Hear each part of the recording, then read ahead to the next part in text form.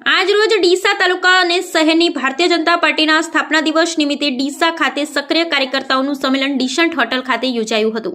તાજેતરમાં ભારતીય જનતા પાર્ટીનો 46મા સ્થાપના દિવસ અંતર્ગત હોટલ ડીસન્ટ ખાતે શહેર તેમજ તાલુકાનું સક્રિય સંમેલન યોજાયું, જેમાં ભારતીય જનતા પાર્ટીએ કરેલ વિકાસના કામો તેમજ સક્રિય સભ્યોનું ખૂબ જ મહત્વ અને જવાબદારીવાળું કાર્ય પાર્ટી અને રાષ્ટ્ર માટે કરવાનું હોય છે।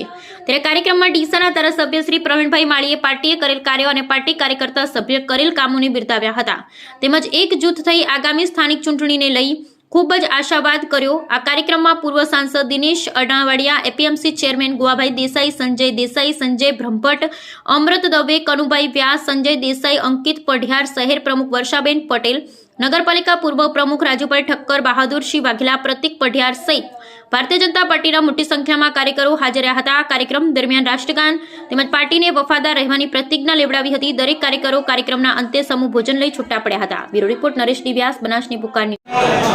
સ્થાપના દિવસ નિમિત્તે ભારતીય જનતા પાર્ટીના સક્રિય સભ્યોનું એક વિશાળ સક્રિય સંમેલન આજે હોટલ ડીસન્ટ ખાતે ડીસા શહેર અને તાલુકાના ડીસા વિધાનસભાના તમામ સક્રિય સભ્યો આજે મોટી સંખ્યામાં અહીંયા ડીસન્ટ ખાતે હોલમાં ઉપસ્થિત રહ્યા, જેને કાર્યકર્તાઓને આગામી દિવસમાં જે અમારું રાષ્ટ્રીય વિચારધારા એક થઈ નેક થઈ અને વિકાસના પંથે ભારતીય જનતા પાર્ટીના તમામ કાર્યકર્તાઓ લોકો સુધી સરકારની યોજના પહોંચે, યોજનાઓનો લાભ મળે એવું આજે ધારાસભ્ય દ્વારા અમારા પાર્ટીના સનિષ્ઠ પૂર્વ સાંસદ શ્રી દિનેશભાઈ અડાવાડિયા તથા જિલ્લાના મહામંત્રી કનુભાઈ, સંજયભાઈ, શહેર પ્રમુખ શ્રી, શહેરના મહામંત્રી શ્રી, તમામ આગેવાનો દ્વારા આજ કાર્યકર્તાને હાકલ કરવામાં આવી છે।